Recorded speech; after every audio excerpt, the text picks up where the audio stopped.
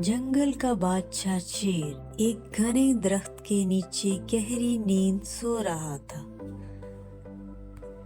ایک چھوٹا چوہا وہاں سے گزرتے ہوئے شرارتاً شیر کے اوپر دوڑنے لگا۔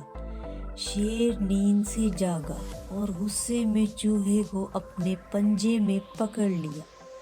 چوہے نے شیر سے زندگی کی بھیک مانگی اور مدد کا وعدہ کیا۔ شیر نے چوہے کی معصومیت دیکھ کر اسے آزاد کر دیا۔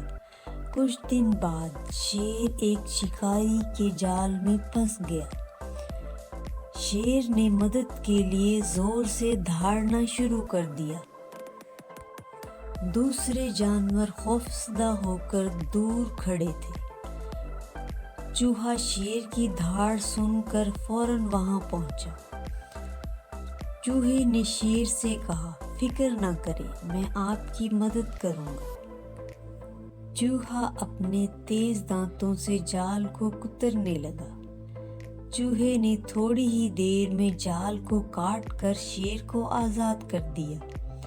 شیر نے چوہے کا شکریہ ادا کرتے ہوئے کہا، تم واقعی بہت بہادر ہو۔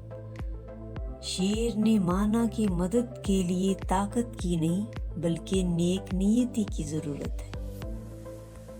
شیر اور چوہا بہت بہترین دوست بن گئے۔ جنگل کے دوسرے جانور بھی حیرت سے ان کی دوستی دیکھتے رہے۔ چوہے نے کہا، کسی کو کمزور سمجھنا غلط ہے۔ شیر نے عہد کیا کہ وہ ہمیشہ سے چوہے کا احسان مند رہے گا۔ جنگل میں امن و سکون کا ماحول پیدا ہو گیا۔ نیکی اور رحم دلی ہمیشہ واپس آتی ہے۔